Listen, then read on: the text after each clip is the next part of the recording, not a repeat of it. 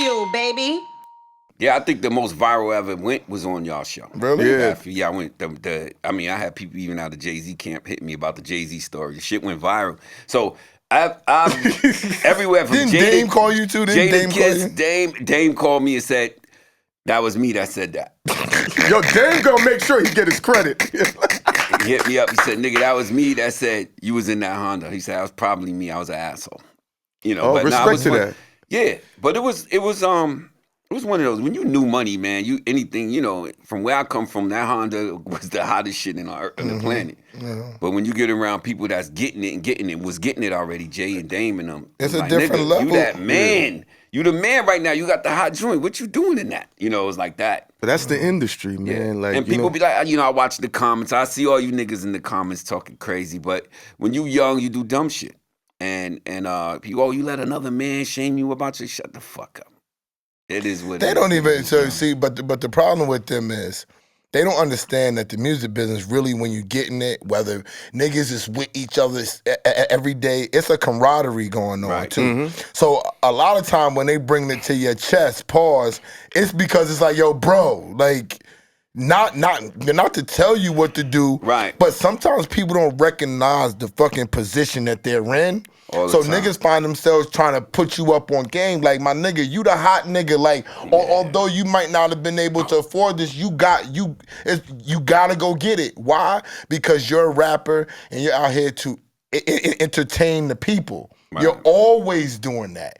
Even when you're not rapping. When you walk up with your clothes, when 100%. You drive up with your car, when you get out with your jewelry, that's the vibe that you're setting. So maybe Dame was like, yo, bro, you bigger than this vibe. 100%. And you also get people, listen, I got close friends of people that'll call me and say, Pete, sometimes you don't know who you are. You just do everything. You know what I mean? Some shit you gotta say no to, even if it hurt the person's feelings.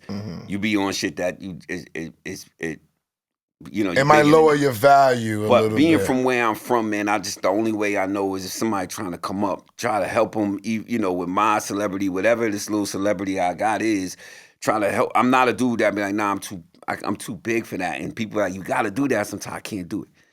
One time, Stevie J, he was walking in with the lights and the bells and the whistles, the bodyguard, all the entourage.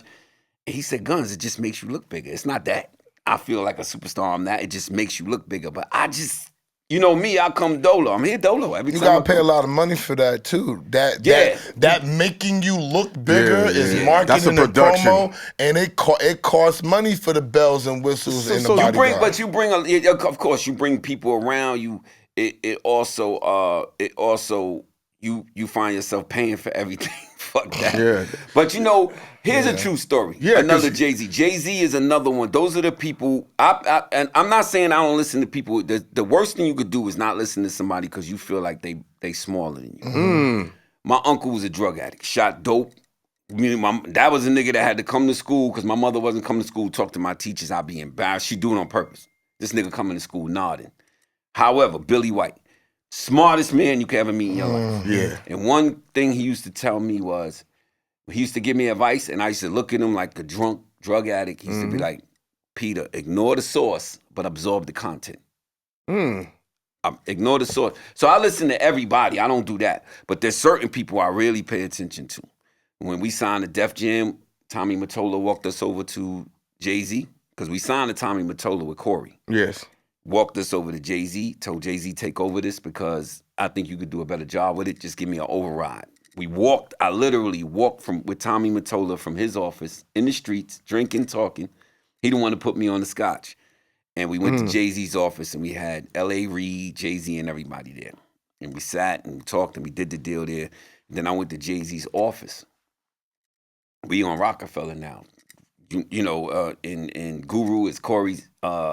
engineer. No. He was the engineer. That was the perks of it, but he was Cory's A&R. A&R, wow. Okay. So when I sat in Jay-Z's office, Jay-Z's across the desk from me, and he walked around and sat next to me. He was, I don't even feel right talking to you across the desk.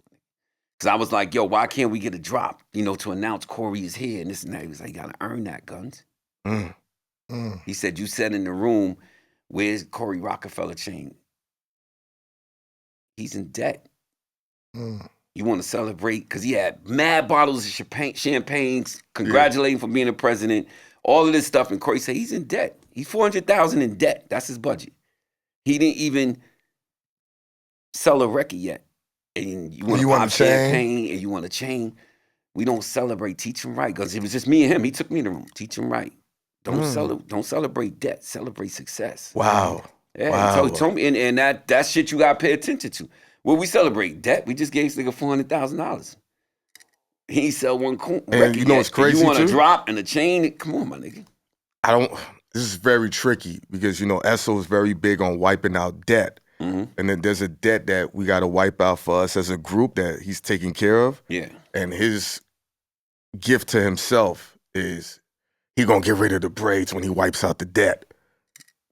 Cutting these shits off. Yeah. So when you say we celebrate debt, I was $82,000 in debt when me and my wife separated a year and 6 months ago. Okay. I'm 16 as of today. I'm $15,936 in debt in a year and a half. And the only reason it's taking that long is what we pay everything out of costs, our flights, and then our I business. pay for my mom's shit. Yeah, he takes care of his mom's too. Pay for Otherwise, he would have wiped that out in 3 months. Me and my dad take care of my mom. Not just me. Me and my dad. Right. Financially help to take care of my that's great game, advice. We gonna stay in debt a little bit in this game. I'm not. I pay my Guns. I'm a little down. Guns. I'm not up. I'm not up down. Don't get it fucked. A lot of us are. Listen, I pay my bills off 2 times by myself. Right. And I pay my bills off 2 times while me and my wife was together. Oh, that's dope. You know what I'm saying? So I know what it feels like. It's just that when I go back in debt, it's always for other people. It's never for me. I don't have to. I've been in the music business for 20-something years.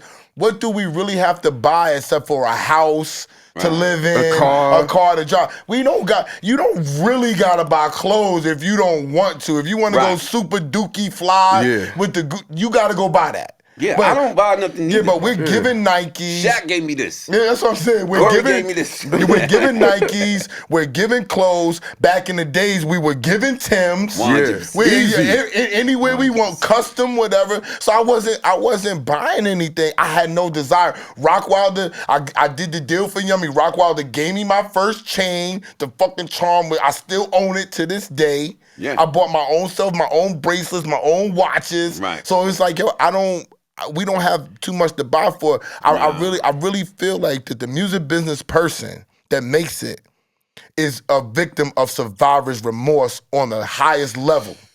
It's bigger than the basketball players. Survivors of what though? Survivor's remorse of the hood. I agree. You done survived the hood. I agree with right? So now we're the niggas that technically we're still in the hood. You know why 100%. The ball players can keep going? Because they rarely come back to the hood. Right. They're gone. They got schedules. Us niggas are in the music business.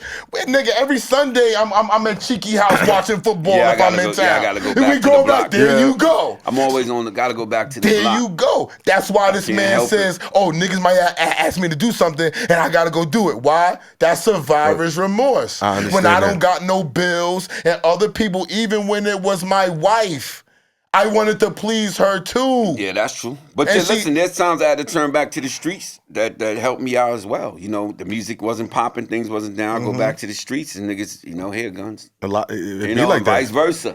So sometimes you turn your back on them niggas and you can't go back to them either. Niggas still outside figuring it out. Guns, what you about to say? What you about to say? No, when he was saying about survivor's remorse, that definitely does exist. And about buying things. Any jewelry I have my own. Shaq gave me. I never bought. I never like wearing jewelry. So whenever you see me, this is Shaq gave it to me. My Rolex is Shaq gave me. And that's my guy.